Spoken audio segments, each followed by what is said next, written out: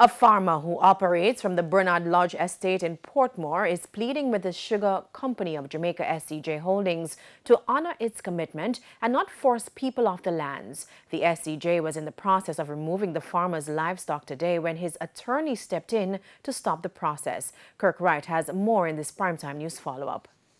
A livestock farmer still on the Bernard Lodge lands in Portmore recorded attempts on Friday by the SCJ to move his animals off the land. Michael Gordon rears livestock among other things on the Bernard Lodge land. Mr. Gordon says another farmer, Byron Parchment, leased 50 acres of the Bernard Lodge land and allotted him 3 acres for his own farming.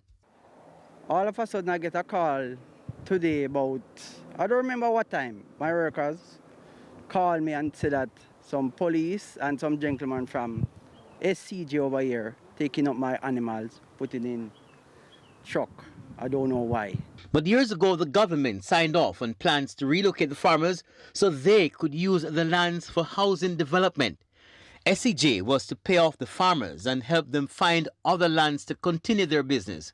Michael Gordon is one of the few farmers who has still not been relocated.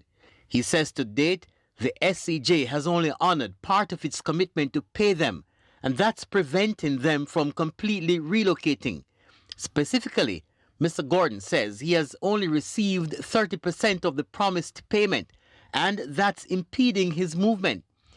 He says he's in need of the remaining portion to complete infrastructure to properly accommodate his livestock before he can leave the Bernard Lodge lands.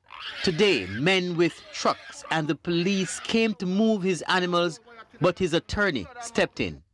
Nobody don't contact me, so I call my lawyer, everything, find out if they have legal document, and they eventually have to leave. So I don't know what is going on. Mr. Gordon is seeking intervention before the men return.